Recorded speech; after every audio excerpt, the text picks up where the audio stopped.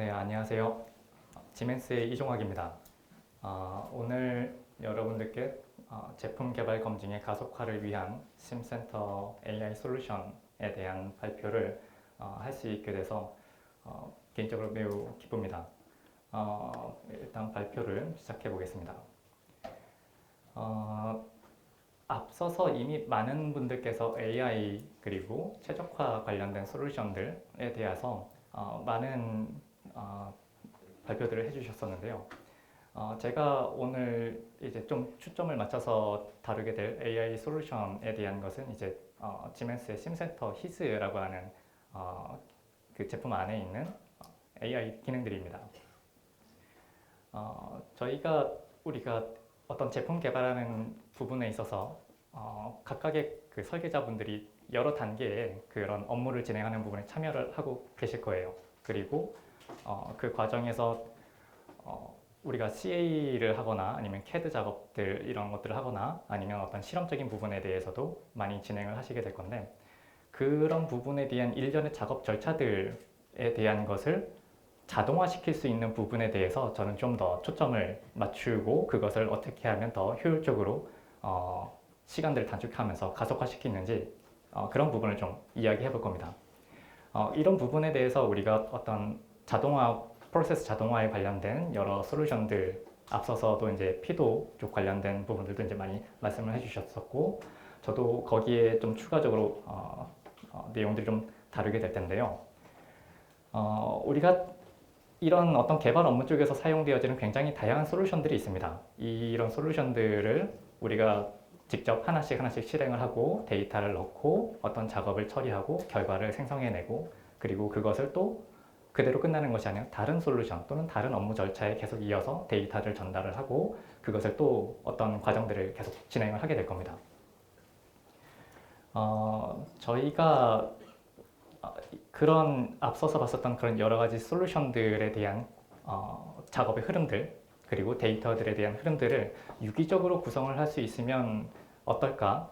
그리고 그런 부분들이 유기적으로 잘 연결이 되면 그 부분을 자동으로 우리가 실행을 하고 데이터들 생성하는 부분들도 사람이 반복적으로 해왔었던 부분들을 이제 컴퓨터에 자동으로 맡겨놓는 거기 때문에 조금 더 효율적으로 데이터들을 생성을 하고, 그 시간 이외에 사용자들은 더 창의적인 업무에 매진을 하고 활동할 수가 있는 시간적인 부분들도 확보를 할 수가 있게 될 겁니다. 대신에 이제 이런 그 프로세스 자동화에 대한 부분에 대해서는 이제 고민을 해야 될 것들이 많이 있죠. 우리가 어떤 순서대로 이 워크플로우들을 이제 구성을 할 건지, 그리고 어떤 데이터들을 유기적으로 가지고 와서 넘겨줄 건지, 그런 데이터에 접근하는 방식들, 그리고 그런 것들이 좀 자동화된 어떤 인터페이스들이 있으면 그것을 사용을 하면 좋은데, 그렇지가 않으면 이제 데이터를 어딘가에서부터 이렇게 게더링해서 가지고 오는 부분들, 그걸 다시 정제하고 그것을 어떤 포맷에 맞춰서 시스템에 잘 집어넣는 그런 작업들이 많이 필요해질 겁니다. 그리고 보통 이제 여기 계신 분들이 이제 CAD나 아니면 CA 쪽 관련된 부분들도 좀 많으실 거기 때문에 그런 데이터들을 이제 계산하는 과정 중에서 우리가 또 요구되어지는 것들이 있죠. 계산을 위한 어떤 솔루션 라이선스라든가 아니면 그 솔루션을 이제 구동시키기 위한 하드웨어들에 대한 부분들도 이제 필요할 겁니다. 보통은 이제 개인적인 워크스테이션들을 사용하실 수도 있고, 아니면 클라우드나 아니면 회사에서 보유하고 계시는 여러 HPC 그 클러스터 장비들, 그런 것들이 이제 운영 체제가 윈도우나 아니면 리눅스나 이런 환경 특성에 맞춰서 그 오토메이션 프로세스 쪽 각각의 그 노드들의 적절한 소프트웨어나 아니면 하드웨어 리소스들을 잘 매칭시켜 놓고 정상적으로 프로세스가 잘 실행되어져 가는지, 이런 것들을 구축하는 부분들이 좀 많이 고민이 돼요. 그렇게 되면 첫 번째, 두 번째 단계가 이제 정리가 되면 이제 저런 이제 반복적인 작업들, 우리가 어떤 CAD 형상의 사이즈 파라미터들을 바꾼다던가 경계 조건 값들을 바꿔가면서 성능들이 어떻게 달라지는지, 이런 부분에 대해서 실험 계획법들, 이제 뭐 랜덤 샘플링도 될 수도 있고, 그런 반복 작업들을 이제 굉장히 많이 생성을 하면서 거기에서 이제 유효한 목적 함수를 충족하는 그런 조건들을 찾아내야 되겠죠. 그런 부분에 이제 최적화 알고리즘들도 사용할 것 있을 수 있고 아니면 뭐 메타 모델들이나 아니면 실험 기법들 이런 것들을 이제 전반적으로 잘 이해하고 이제 사용할 수 있는 환경들이 필요할 겁니다. 그렇게 되면 이제 굉장히 많은 데이터들이 생성이 되겠죠. 그리고 그 데이터들을 우리가 여러 가지 데이터 분석 도구들을 이용을 해서 상관관계를 분석을 하고 거기에 중요한 인자들을 선별을 해서 결과에 어떤 영향들을 끼칠 것인지 우리가 설계하고 있는 제품들에 대한 이해도를 더 높게 해주고 더 올바른 방향으로 설계 성능 개선에 대한 방향성을 찾아갈 수 있기 때문에 이런 이제 분석 도구들이 내가 만들고 있는 제품들에 대한 더 많은 정보들을 우리가 통찰력을 갖게 해주고 더 올바른 방향으로 제품을 개선해 나갈 수 있는 그런 어떤 환경들을 제공해 줄 겁니다. 최적화 알고리즘들이 이제 보통 이제 여러 가지 하이브리드 타입들을 사용을 하고 있을 겁니다. 우리가 일반적으로 하나의 알고리즘만 고정적으로 사용을 하지는 않아요. 최근에 여러 상용 최적화 프로그램들이 대부분 그런 추세들을 가지고 있습니다. 심센터 히즈 같은 경우도 이제 셰르파라고 하는 알고리즘 자체가 여러 가지 검색 알고리즘들을 이제 좀 병렬식으로 문제를 검색해 나가는 과정 중에서 도입해 가면서 더 유효한 값이 존재하는 쪽으로 찾아가는 그런 좀 능동적인 검색 기법들을 가지고 있습니다. 전반적으로 작업되어지는 그런 과정들을 보게 되면 왼쪽의 회색 부분은 이제 베이스 라인 디자인, 그러니까 기준 설계가 되겠죠. 우리가 어떤 해석 셋업을 하게 되면 초기 이니셜 컨디션을 가지고 있는 그런 모델이 될 수가 있을 겁니다. 그러면 그 부분에 대해서 이제 우리가 최적화 알고리즘들을 실행시켜서 굉장히 많은 샘플링을 하고 그것을 직접 CA 솔버가 계산을 하면서 결과를 뽑아내고 그러면 그 과정 안에서 어떤 조건들이 이제 목적 함수를 충족시켜 가는가 이런 히스토리들을 이제 살펴볼 수가 있게 될 텐데요. 예를 들어서 이제 이런 모델을 한번 예제로 좀 보겠습니다. 무인기이고요. 이제 활공 성능들을 이제 최적화시키는 부분에 있어서 형상적인 특징들을 유지하고 그 다음에 활공 특성을 강화시키고 그 부분에 대해서 날개 프로파일에 대한 치수를 제어를 하고 그 다음에 몇 가지 이제 제약 조건들을 포함을 해서 계산을 진행을 할 겁니다. 제일 처음에는 우리가 CA와 최적화를 진행하는 과정 자체가 정상적으로 CAD 모델이 생성되고 그것이 그 형상 파라미터들을 변경시키면 형상이 올바르게 업데이트가 되는지 형상에 오류가 생성되지 않는지 검증을 하고 메쉬를 만들고 그 다음에 CFD 솔버를 통해서 결과가 정상적으로 나오는지 계산을 하게 될 겁니다. 여기에서부터 이제 처음 시작을 하죠. 프로세스 오토메이션에 대한 걸 시작하려면 우리가 다루고자 하는 문제가 정상적으로 잘 계산되어지는지를 먼저 검증을 하고 시작을 해야 됩니다. 이제 많은 분들이 이제 저희가 지원을 해서 나가서 보게 되면 최적화를 진행하는데 계속 오류가 발생하는 부분들이 형상적인 부분에 업데이트에 문제가 생기거나 형상 간섭이라든가 메쉬 오류라든가 아니면 솔버가 수렴이 안 된다든가 여러 가지 문제들이 있는데 이제 그런 부분들이 다 해결된 베이스라인 디자인부터 시작을 한다는 것이죠. 그러면 우리가 간단하게 구성된 뭐 NXCAD에서 형상이 업데이트되고 그것이 이제 스타 시스템 쪽으로 넘어가서 메쉬가 생성되고 경계 조건에 따라서 결과가 계산돼서 나오게 될 겁니다. 이런 이제 워크플로우를 우리가 적절한 라이선스와 그 다음에 원격지 컴퓨터 클러스터 장비나 이런 부분에 연결을 시켜서 리모트 컨트롤 형태로 이제 계산을 진행시키게 되도록 구성을 해놓고요. 이제 여기서가 이제 워크플로우가 이제 자동으로 이제 구성되는 환경을 보시는 거고요.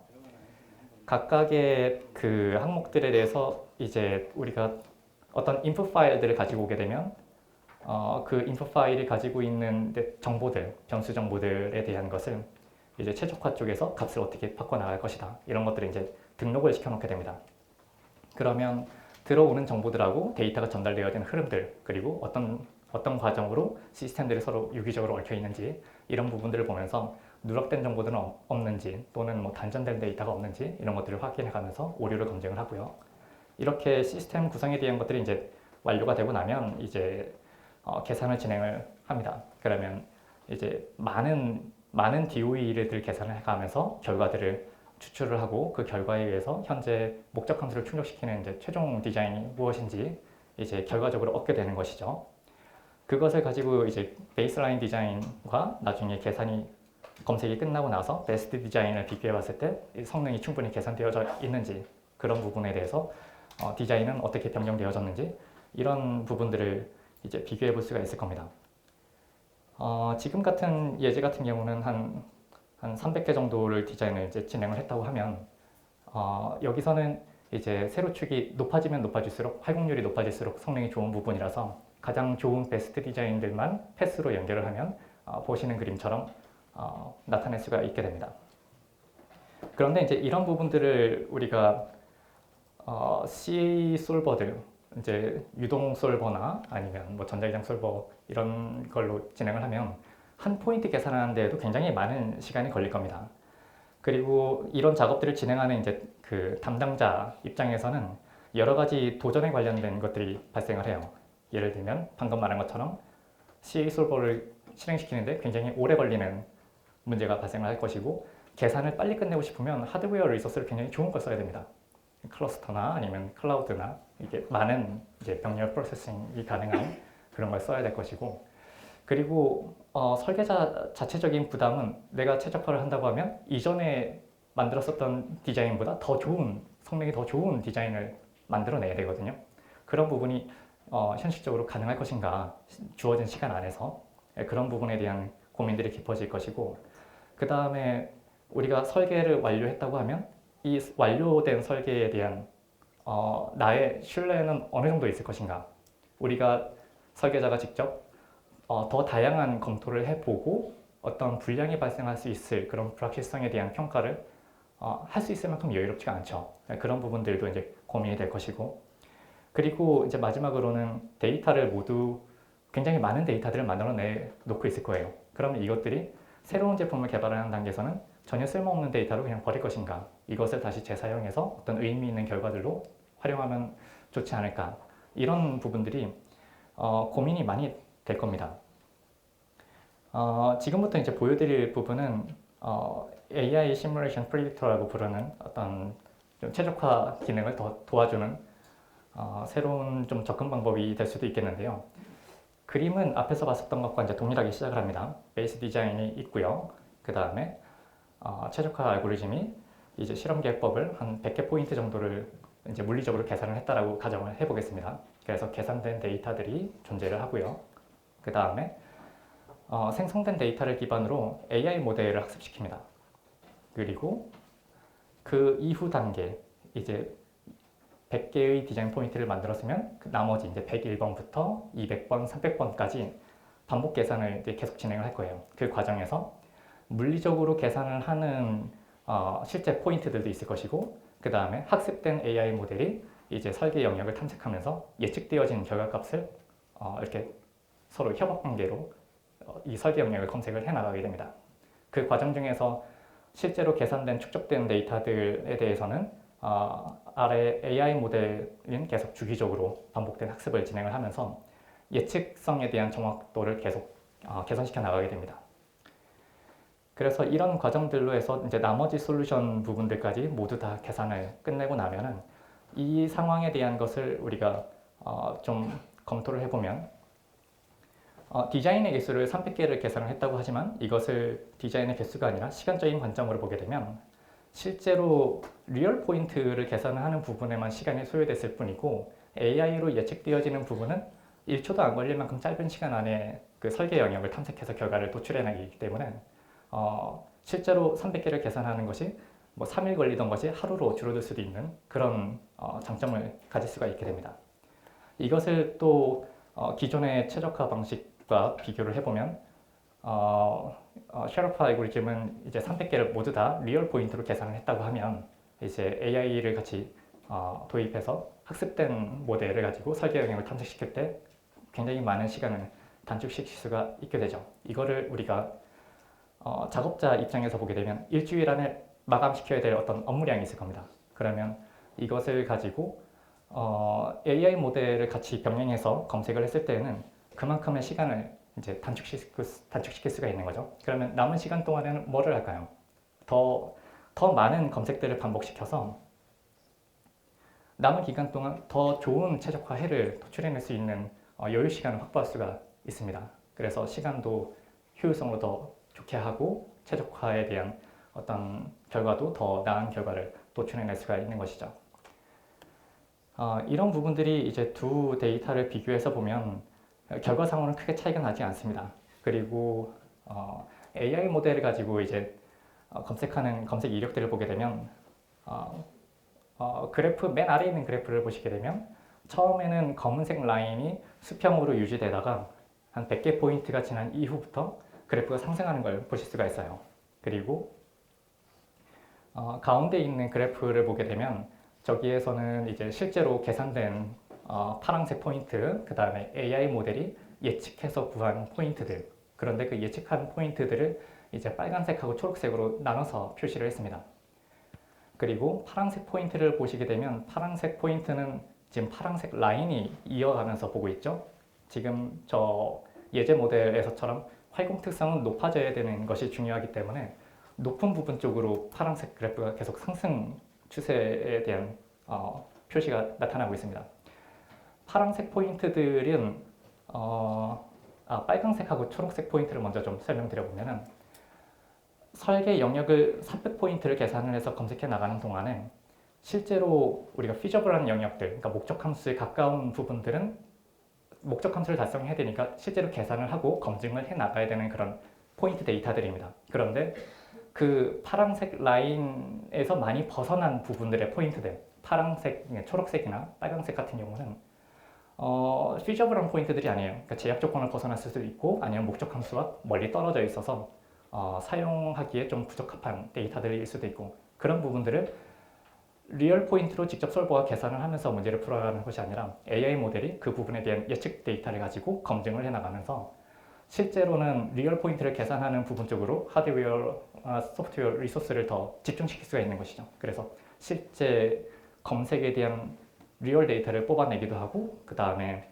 검증도 하고, 그런 부분들은 이제 AI 도구가 가속화시키기 때문에 실질적으로 지금 이런 모델 같은 경우는 시간 절약이 한 60% 이상 발생할 수도 있고, 대신에 결과는 실제로 계산 리얼 데이터를 300개를 계산했을 때와 거의 동일한 결과들을 얻을 수가 있게 됩니다. 이런 부분들이 이제 검색 과정에서 AI 모델들이 좀 활용되면 이제 좋은 이점이라고 볼 수가 있을 것이고, 그리고 이렇게 산출되어지는 또 많은 데이터들이 있겠죠. 이런 데이터들은 이제 또 우리가 롬을 만들거나 하는 부분에 있어서 사용할 수가 있게 될 겁니다. 이 부분은 이제 좀 뒤에 넘어가서 또 다시 이야기를 해보도록 하겠고요. 제품 쪽에 대한 최적화 문제들도 많이 다루게 되는데 공정적인 부분에 대한 최적화 문제들도 많이 다루게 됩니다. 지금처럼 어떤 제품을 생산하는 액체류 제품을 생산하는 제조 시스템에서도 이제 공정 라인에 대한 어떤 순서라던가 아니면 어떤 조건들을 이제 바꿔가면서 반복 계산들을 진행을 하고 거기에 이제 유효한 설계 인자들에 대해서 목적 함수를 여러 가지 이제 목적 함수들이 많이 있겠죠. 그것을 충족시키는 디자인들을 찾아내기도 하고, 이런 부분에서도 굉장히 많은 데이터들을 생산을 해내야 됩니다. 그래서 생산된 데이터들을 기반으로 좀 유사한 디자인 포인트들은 어떤 그룹들로 형성이 되어지는지 앞서서 그 유사한 디자인들로 그룹핑을 해서 그런 설계 디자인에 대한 부분들 좀 분리해 볼 수도 있을 것이고, 그 다음에 이제 충족되어지는 조건들을 비교해 가면서 간혹 이제 그 모순된 관계를 가지는 목적 함수들이 많이 있거든요. 그런 부분에 대한 평가를 하는 부분들도 진행을 할 수가 있을 것이고, 그런 부분에 대해 있어서 더 세밀하게 입출적 변수들 간에 대한 상관관계를 분석을 하고 중요 인재들을 추출하고 그것이 결과에 영향을 주는 부분에 대해서 개선할 수 있는 방향성들도 이제 찾아 나갈 수 있는 그런 부분들로 좀 진행을 해볼 수가 있게 됩니다.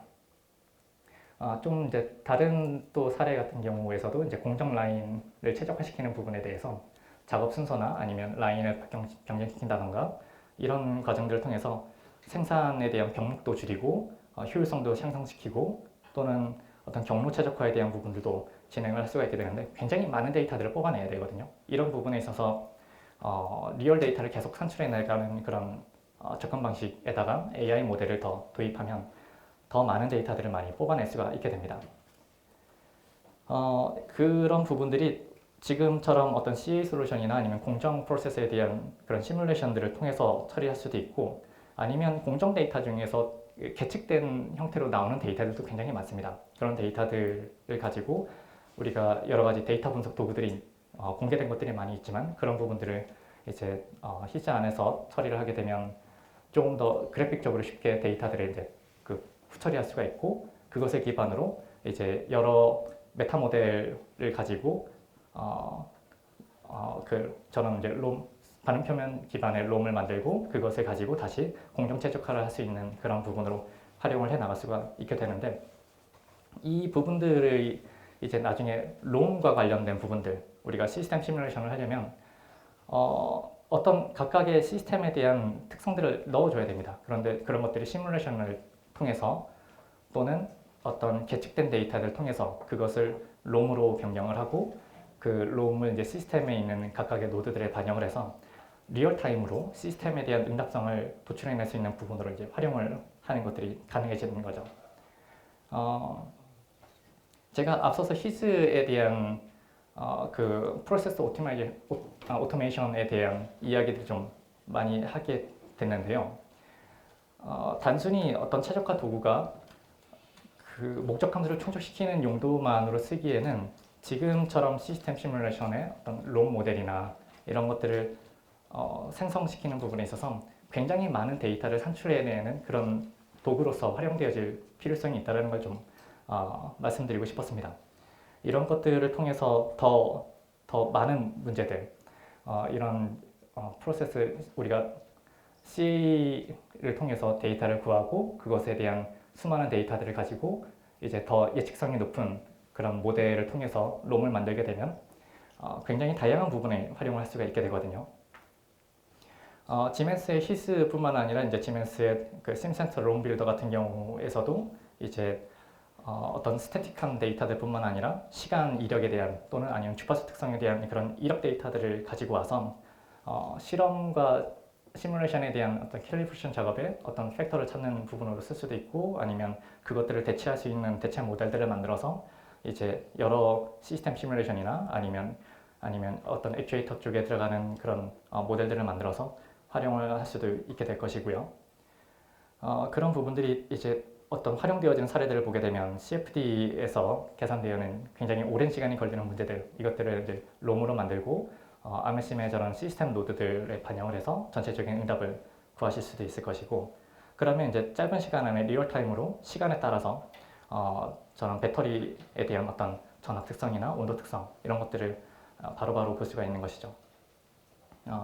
그 뒤쪽으로도 이제 몇몇 사례들이 좀 있어서 간단하게만 언급하고 가면은 이런 이제 에어 컨디셔닝 루프 시스템 같은 경우에서도 시간에 따라서 우리가 들어가는 데이터들에 따라서 나오는 값들이 이제 실시간으로 예측되어지는 이런 부분들 그리고 저는 이제 시스템 쪽에서 특정 부분에서 어떤 응답이 나올 것인지에 대한 버추얼 센싱에 대한 모델을 만들고 그것을 별도의 어떤 GUI 형태로 응답을 계속 출력시킬 수 있도록 해서 모니터링, 공정에 대한 시스템 모니터링들을 할 수 있는 부분을 활용하실 수도 있고 또는 실험에 의해서 측정되어지는 데이터들을 우리가 진동 응답 모델을 따로 만들고 그것을 다시 어떤 상태 함수로 변경을 해서 그것을 가지고 특성에 따라서 진동이 응답이 어떻게 나올 것인지를 볼 수 있는 그런 부분으로도 접근이 가능할 것이고 이런 것들이 어떤 필드 데이터를 가지고 있다고 하면은 저런 시스템 안에 들어가는 뭐 유량에 대한 특성이라든가 아니면 형상학적인 특성들을 병행시켰을 때 그 안에 발생하는 뭐 압력이라든가 아니면 온도에 대한 그런 필드들이 어떻게 달라지는지 이런 것들을 살펴보는 부분에 있어서도 우리가 롬을 만들었을 때 접근할 수 있는 확장성들 그리고 활용할 수 있는 부분들이 그런 기회들이 많이 생깁니다. 그런데 이제 이 롬을 만들기 위한 수많은 데이터들, 학습용 데이터들을 우리가 어떻게 효율적으로 잘 생성시켜 나갈 것인가 그것은 결국 우리가 사람이 혼자 하나씩 계산을 하는 그런 반복 과정으로는 접근하기엔 너무 먼 일이거든요. 그렇기 때문에 우리가 업무상에서 사용되어지는 여러 가지 솔루션들에 대한 워크플로우를 구성을 하고 그것을 자동으로 실행시킬 수 있는 방법을 만들고 그것을 우리가 갖고 있는 리소스들을 어떻게 효율적으로 배치하고 계산시켜서 데이터를 축적시키고 그것을 어떤 식으로 후처리해서 넘어갈 것인지 이런 부분까지 일련의 과정들이 다 있어야 이제 롬을 만들고 그것을 기반으로 다양한 시스템 시뮬레이션들에 대한 접근과 확장성 이런 것들을 기대해 볼 수가 있게 되는 것입니다. 이런 것들이 단순히 이런 시스템 시뮬레이션 쪽 분야뿐만 아니라 AI 모델을 학습시키는 여러 전반적인 다른 영역들에 대해서도 활용할 수 있는 부분들이 있다라는 것이죠. 그런 부분에서 이제 리얼 데이터로 직접 계산하는 것뿐만 아니라 AI 모델을 가지고 그러한 계산 과정에 대한 탐색을 더 효율적으로 진행하고 가속화시킬 수 있는 부분들에 대해서 이런 내용들을 좀 같이 공유해 보고 싶었습니다. 좀 더 다른 내용들이 많이 있는데요. 오늘 좀 주어진 시간들이 이렇게 많지는 않아서 그래서 여기까지 준비된 내용 말씀드리고